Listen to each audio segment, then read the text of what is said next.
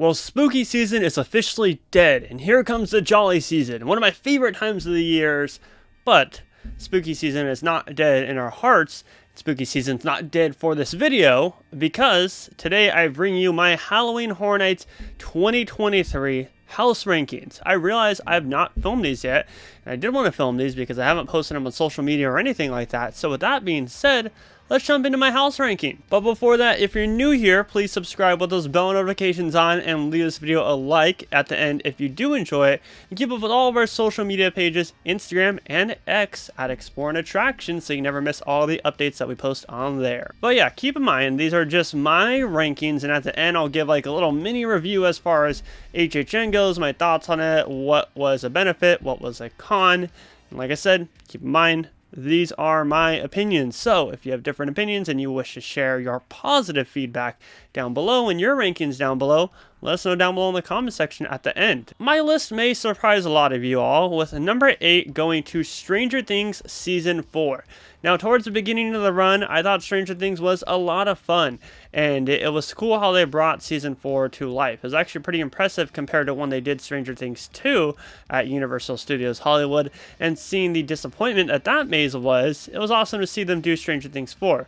And while Stranger Things 4 wasn't necessarily a disappointment, it left me wanting more from some of the scenes. Like, it was very confusing on how they had the scenes all laid out.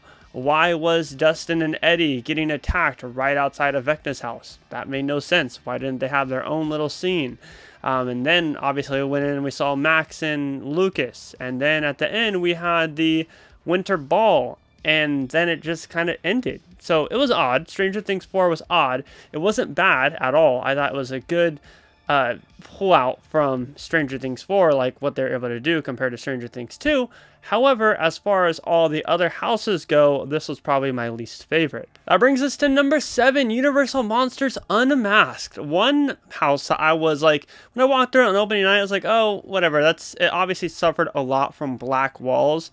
That's been a thing for Hollywood in the past that they've really minimized down on. I think that was the only one that really had black walls. Exorcist had red walls, which we'll talk about a little bit later, but that was really the only one that had black walls this year.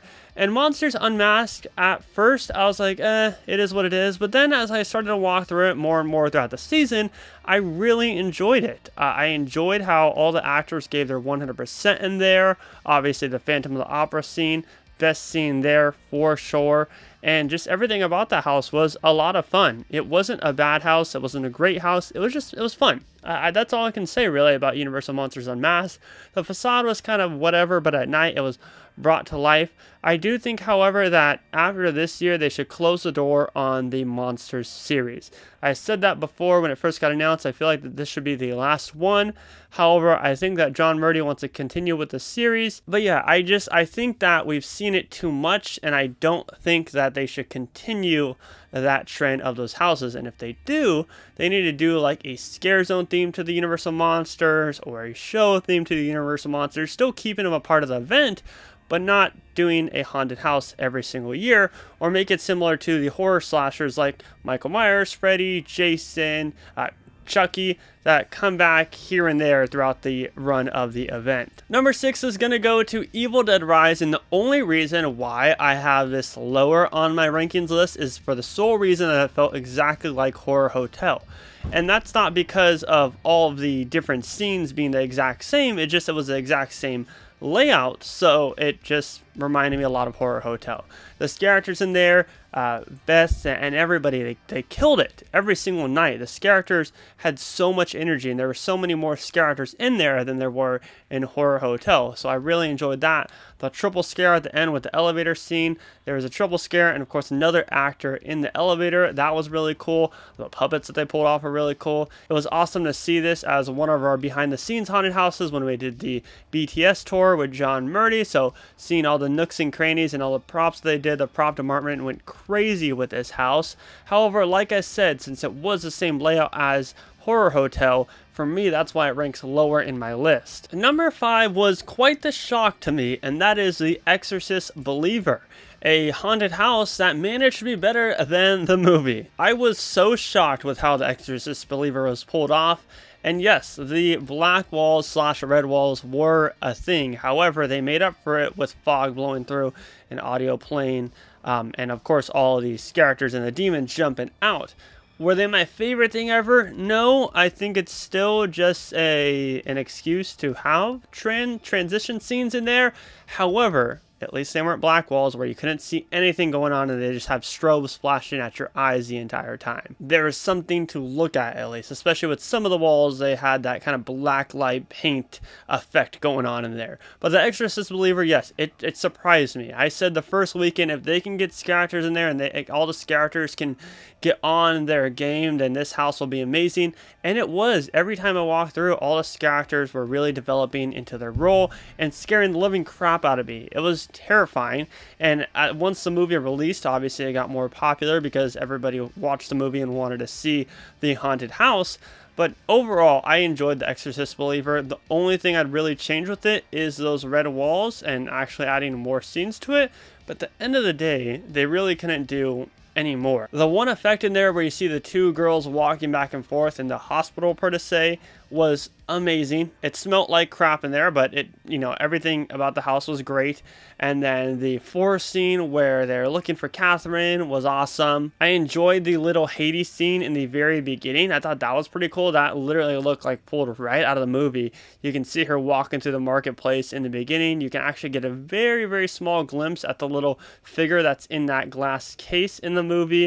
And of course, we saw it brought to life in the haunted house. But yeah, overall, good job to the team for bringing The Exorcist Believer to life, especially with the movie not being out, not spoiling too much from the actual movie. We're getting closer and closer to our top 3, but first we have number 4, Naughty Dog's The Last of Us. Now, I'm going to be straight up, I only played a little bit of the Last of Us games. I'm not the biggest Last of Us fan. I was more so a fan of the show, as everybody else was, the general public at least.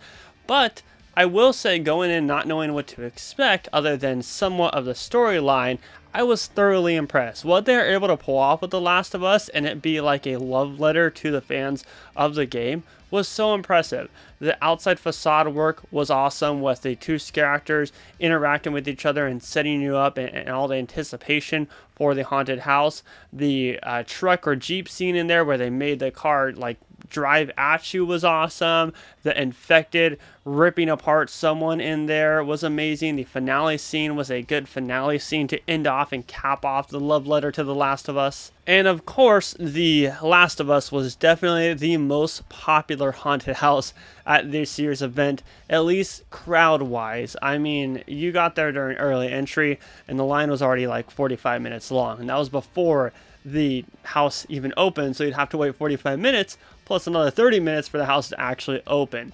I really enjoyed The Last of Us. I wish I could have walked through it a little bit more, but because it was so busy every single night, I wasn't able to do so. I think I only walked through it 3 times this year, so I'm sure it'd probably be like in my top 3 if I walked through it more. However, in my top 3, I walked through a lot more, so I was able to more so enjoy them a little bit. Whew, here we go, though. Top 3 Haunted Houses of Halloween Horror Nights 2023 at Universal Studios Hollywood. Number 3 goes to Holidays in Hell. One that I thought was going to get the Killer Clowns treatment, and when I say Killer Clowns treatment, they brought it back last year, and it somehow managed to be not as good as the original version. So I was afraid that would happen with Holidays in Hell. However, it did not disappoint. Holidays in Hell, I got a couple run-throughs extremely alone, and the cast in there was great. The cast was awesome. You guys all rocked every single night.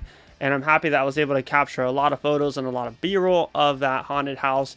But I mean, just the overall theme of Holidays in Hell was great. The way that they're able to add the Christmas tree lot at the end, I thought it was a good touch, because if you guys remember correctly, there was only a small little Christmas section at the end of the original Holidays in Hell, and that's because you led into the actual scare zone, which was more Christmas themed. It continued on to the haunted house with the Persian Courtyard location in 2019. This year, they didn't have a scare zone at the end since it was located in a separate haunted house location. But Holidays in Hell will forever go down as one of my favorite houses at the event for sure. The concept is great, and the fact that they're able to bring that concept to life, I mean, Demented Holidays, where could you go wrong with that, especially at a Halloween event? So with that leaves my number 1 and 2, which actually were a little bit hard to rank. Now, Number 2 was a shock to me, and that is Chucky Ultimate Kill Count. Everybody in Orlando was saying that they didn't like their Chucky, so I was like, great. I'm not going to like Hollywood, and I'm a fan of Chucky, so I didn't want to be disappointed. However, when I walked through Chucky on opening night, I knew it was going to be one of my favorites. It wasn't scary, however, it was fun. There's different things that I look for in a haunted house, and it depends on the IP. For example, Stranger Things, I'm looking for them to bring the story to life in the best way possible because of how much that series is based on the storyline. With Exorcist, I'm just looking for the crap to be scared out of me because it's a terrifying movie while also bringing the movie to life too, but still. With Chucky, I was expecting it to be fun. Having all the Chuckies there, you have Mega Chucky, which was an awesome scare at the end. You have nods to Bride of Chucky. You had nods to the series. The Christmas section smelling like gingerbread was amazing. And the character chainsawing Chucky from the Chucky TV series, I believe that was season 2, I think it was. That was awesome. It was just like a best of Chucky house, and I had so much fun every time walking through it. I think I could walk through Chucky like a whole bunch of times and not get tired of it. There's definitely houses that I could get tired of just walking through because it's the same thing over and over again. But with Chucky, for whatever reason, I never felt that way. Definitely with some of the houses on here, I felt that way after like a couple run-throughs. It's like, okay, I'm satisfied. But with Chucky, I feel like I could just keep walking through.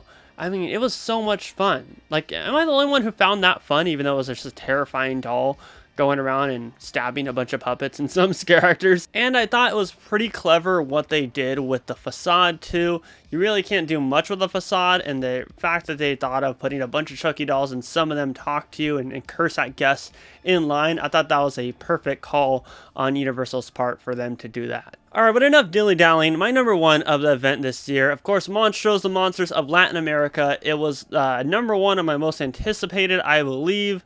We walked through behind the scenes with the lights on, and I was thoroughly impressed. And ever since that time, I was like, yeah, this will probably be my favorite for sure. I was in love with La Llorona's haunted house. I thought that was incredible, and I was in love with Monstros, the Monsters of Latin America. The fact that they're able to pull off La Lechuza in the way that they did was incredible. The very, very close quarter scares with La Tala was amazing, and the whole El Sabon section was great.